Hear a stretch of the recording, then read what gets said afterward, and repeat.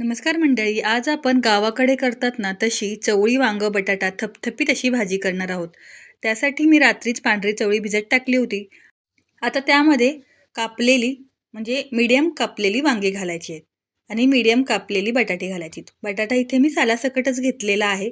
वांगी आणि बटाटा कापल्यानंतर लगेचच पाण्यात घालायचं आहे म्हणजे काळा पडत नाही. आणि तुम्हाला सांगते खरंच इतकी झटपट ही भाजी तयार होते आणि चवीला अप्रतिम अशी लागते. आता काय करायचं आहे, कढईमध्ये तेल छान तापलं की त्यामध्ये जिरं घालायचं आहे. त्यामध्ये एक मोठा बारीक चिरलेला कांदा घालायचा आहे आणि कांदा छान बदामी रंग होईपर्यंत परतून घ्यायचा आहे.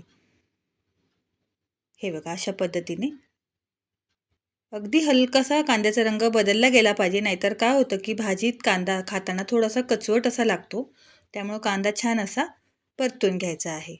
कांद्याचा हलकासा रंग बदललेला आहे, तुम्ही बघू शकता. आता त्यामध्ये आपण एक टोमॅटो घालायचा आहे बारीक चिरलेला. तो सुद्धा छान असा परतून घ्यायचा आहे. एखाद मिनिट छान असा परतून घ्यायचा आहे. टोमॅटो आणि कांदा छान असा परतून घेतला ना की भाजी आहे ना ती छान अशी मिळून येते. आता काय करायचं आहे, टोमॅटोला छान अशी वाफ येण्यासाठी आपण 2 ते 3 मिनिटाची वाफ आणायची आहे.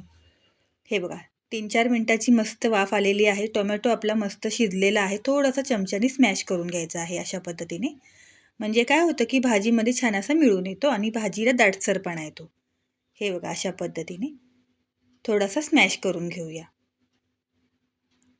छान असा शिजला गेला त्यामुळे पटकन असा स्मॅश होतो आणि छान असा मिळून येतो. त्यामुळे आपली भाजी आहे ती चवीला खूप छान अशी लागते.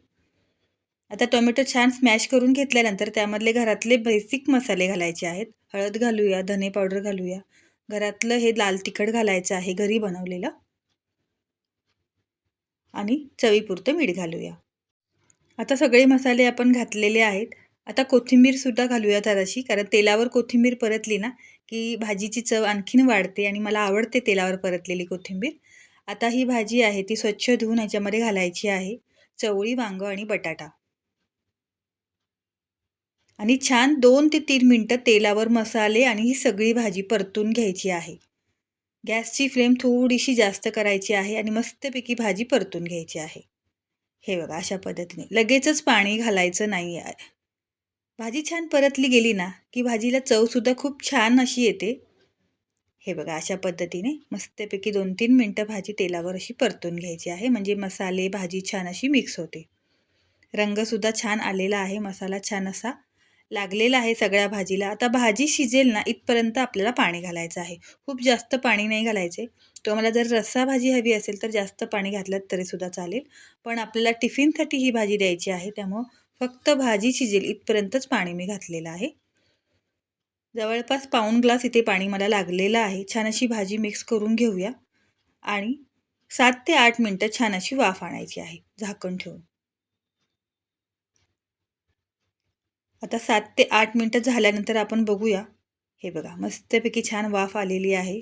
आपला बटाटा, वांग, चवळी छान अशी शिजलेली आहे. दाखवते तुम्हाला. मस्तपैकी अगदी झटपट आपली चवळी, वांग, बटाटा भाजी तयार झालेली आहे. टिफिनसाठी मस्त रेसिपी आहे. थपथपीत अशी मस्त भाजी तयार झाली आहे. खूप जास्त घट्ट नाही आणि खूप जास्त पातळ नाही. आता बघूया आपण बटाटा शिजलाय की नाही. थोडासा पाण्याचा हात घेते कारण बटाटा गरम आहे.